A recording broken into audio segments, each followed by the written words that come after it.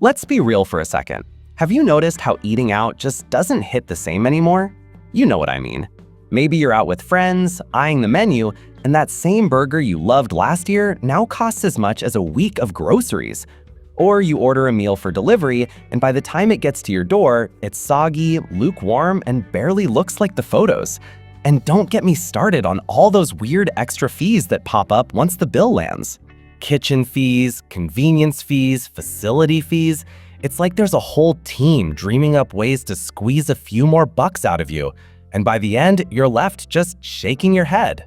So why does it feel like going out to eat has turned from a treat into a test of patience and your wallet?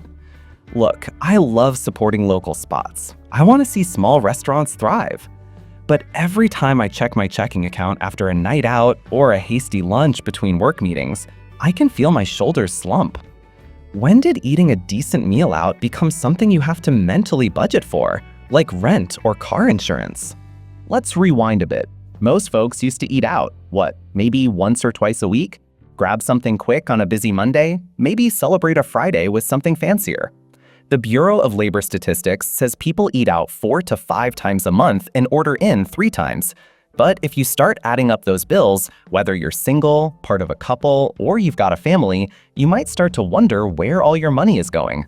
On average, solo diners spend around $222 a month.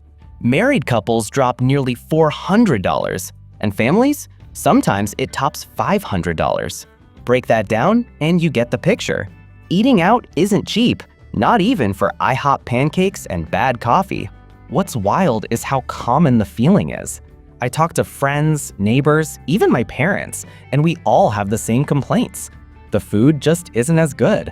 The portions get smaller every year.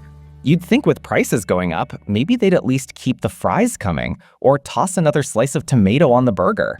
But no, less food, more dollars, and a little nudge at the bottom of the receipt to tip 20, 25, maybe even 30%. Even a quick takeout run now comes with that screen flipped around. Hey, how much do you want to tip before we even hand you your food? I remember when tipping felt straightforward. You'd go to a nice spot, someone waited on you hand and foot, and sure, you'd tip well. Now, even if you stand at a counter and your only service is someone ringing up your order, you're hit with a suggestion for a 20% tip. At sandwich shops, boba tea counters, coffee places, everyone asks for tips, even spots that never used to. Don't get me wrong, I'm not against tipping, but wow, the expectations have gotten wild lately. And then there's the service itself. Maybe it's just a string of bad luck, but lately it feels like waitstaff are overwhelmed, checked out, or just plain exhausted. You sit there waiting for a refill or for someone to check in, and nothing. You finally get your food, and it's missing half the order or it's stone cold. If you do flag someone down to fix it, you feel like you're the problem for bringing it up. That really takes the fun out of a night out, doesn't it? For me, the last straw came after one of those treat-yourself brunches. I ordered a breakfast platter and coffee at a basic chain spot. No mimosas, no fancy add-ons. The bill was over $20 plus tip. That's my breakfast budget for the whole month at home. And this isn't some luxury place. It's just breakfast, eggs and a cup of coffee that tasted like it'd been sitting in the pot since sunrise. Here's the kicker. Even takeout and delivery aren't safe anymore. When you're tired after a long day, sometimes the thought of grabbing a meal to go or ordering delivery sounds perfect. But then reality kicks in. The meal is never as good as you hoped. Fries go soggy, sauces separate, the portions are laughable compared to the price, and the final bill, after service fees, delivery upcharges, and mandatory tips, hurts way more than it should. Every time I order something off Uber Eats or DoorDash, I feel that little twinge of regret. Sure, when you're ordering, it all makes sense, but once you open those containers, you know you overpaid. It's not all doom and gloom. I know plenty of folks who have taken this whole mess and flipped it into something positive. Instead of grumbling, they started cooking at home more, experimenting, trying new recipes, even making it a family thing or a date night in. As wild as the grocery store prices have gotten, it still beats shelling out $15 for a sandwich you could make better at home. And cooking doesn't have to feel like a chore either.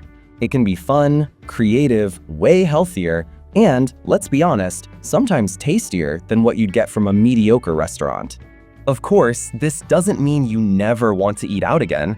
There's something special about going to your favorite spot, ordering that meal you haven't mastered at home, and taking a little break from the kitchen cleanup. But with everything stacked up against it, higher costs, shrinking portions, surprise fees, and awkward tipping situations, those nights out feel more rare and more precious. So where does that leave us? Well, maybe our kitchens become the new favorite restaurants in town. Maybe we get a little pickier about when and why we go out, and save dining out for those truly special bites, the ones we can't quite pull off in our own homes. And who knows, maybe next time you nail that stir fry or perfect that pizza dough, you'll be the one bragging, "This tastes better than any takeout I've had in years." Stay tuned, because in the next part, I'll share exactly how people are making home cooking not just a necessity, but something way more enjoyable, affordable, and, believe it or not, exciting than grabbing another pricey meal out. All right, let's roll right into part 2 of our story. So, if you're like me, you've probably stood in your kitchen, craving something great, but staring at your own fridge and feeling totally uninspired. Maybe cooking at home used to mean cereal for dinner, endless pasta nights, or awkwardly Googling easy chicken recipes after a long day at work. If that sounds familiar, trust me, you're in good company. But here's where things have taken an exciting turn lately. Instead of just moping about expensive meals, tons of folks, singles, couples, families, are making their kitchens the place to be. Think of it like this. What started out of necessity has morphed into a real hobby. People are trying out new kitchen gadgets that make things ridiculously easier. Air fryers? Absolute game changers. Instant Pots? Straight up time savers. And gadgets aside, there's something so cool about slowly getting better at cooking, picking up little tricks, and realizing you actually enjoy the process. Remember when you first learned to ride a bike, and at first it was all wobbles and nerves, but one day you just got it? Cooking is kinda like that. At first, it's a lot of trial and error. You burn some garlic, under-season the soup, or accidentally turn your chicken into a hockey puck. But over time, you build confidence. You figure out what flavors work, what shortcuts make life easier, and suddenly whipping up a homemade pizza doesn't seem like some impossible feat. Even just chopping veggies starts feeling therapeutic, almost like hitting a reset button after a weird or stressful day. And it's not just about saving money. Though, let's be honest, watching your grocery bill replace that stack of restaurant receipts is a pretty sweet feeling. It's about taking back a sense of control. No more mystery fees, no hidden charges, no surprise tip screens. You know exactly what's in your food, exactly how much you're spending, and you get the final say on portion sizes. You're not rationing fries or staring down a plate that looks half empty. You want more? Just serve yourself another spoonful. Let's talk flavor for a second. When you cook at home, you get to experiment.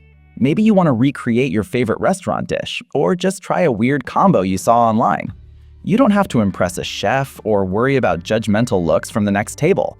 It's your kitchen, your rules, and if it goes sideways, hey, there's always frozen pizza as backup. Cooking at home has also become this big social thing. Couples make dinner together and turn it into a little date. Friends hold potlucks where everyone brings something wild they've tried making. Even kids are getting in on it, helping stir sauces or roll out dough. And let's be real, nothing brings people together like a kitchen full of laughter, the smell of something good on the stove, and maybe a little friendly chaos.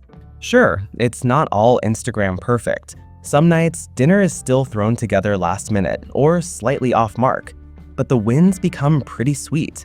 You land on that one new favorite recipe nobody can stop talking about, or you finally nail the secret to crispy potatoes. That's the kind of excitement you can't get from another underwhelming takeout meal. Plus, eating in is so much healthier, even if you aren't trying to go full-on health nut. You're using fresher ingredients, less processed stuff, cutting down on those mystery oils and hidden sodium bombs.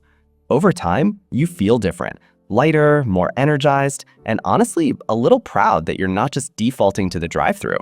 And there's something to be said for the self-sufficiency of it all. When you know you can feed yourself and feed yourself well, it's empowering. It's like learning a life hack that never gets old. Suddenly, that stack of unused takeout menus becomes less tempting, and the thought of going back to overpriced, disappointing restaurant meals feels kind of silly. So, if you're still on the fence, wondering whether all this kitchen hype is really worth it, consider this. At home, you control the menu, the budget, the vibe, and the outcome. No more second-guessing your choices or feeling let down by another bland, overpriced meal out. Stick with me because in part 3, I'll show you how to keep the spark going, making home dining genuinely fun, creative, and something you'll look forward to again and again. Awesome! Here's part 3. We're in the home stretch, and this is where things get really good. So let's bring it home. So, now that your kitchen is your new hotspot, how do you keep things fresh and exciting, instead of letting dinner time slide back into boring or stressful territory? Well, it's all about keeping that spirit of curiosity and fun alive. The best part? There are 0 rules, and you get to make this kitchen adventure totally your own. Start with shaking up your routines. If you always fall back on pancakes or pasta, that's cool, but maybe throw in one wildcard night a week. Try a totally new recipe, maybe something you saw on social media, or an old family dish someone always raves about. There will be flops, for sure, but those kitchen mishaps almost always come with a good laugh, and sometimes they turn out way better than expected. If you've got kids, let them choose a dinner theme for the night. Taco Tuesday? Breakfast for dinner Friday? You'll be amazed by how invested everyone gets once they have a little say in what's cooking. If you live alone, invite a friend or 2 over and make it a hands-on, collaborative thing. Potlucks, sushi rolling nights, pasta making experiments, whatever has you excited to cook, go for it. These don't have to be fancy hosted dinner party affairs. Just invite people to pitch in, share a laugh, and dig in. And don't be afraid to cheat with a little help. Not every meal needs to be scratch-made and complicated.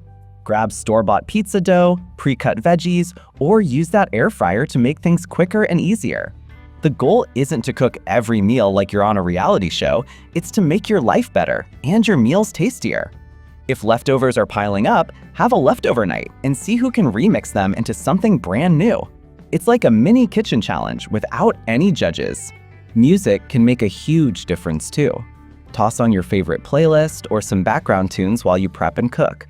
Suddenly, chopping onions feels less like a chore and more like a scene from your own cooking show. If vibes matter to you, dim the lights, light a candle, and actually set the table, even if it's just for you.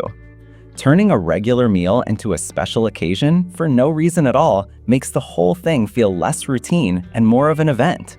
Let's not forget, eating at home is still way kinder to your wallet. You get to splurge where it counts, maybe grabbing a really nice cut of meat or fancier cheese once in a while, without feeling like the price tag is a gut punch.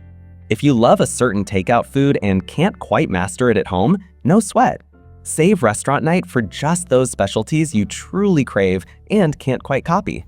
That way, when you do go out, it actually feels like an experience again, not just another hurried, overpriced meal. And here's something cool.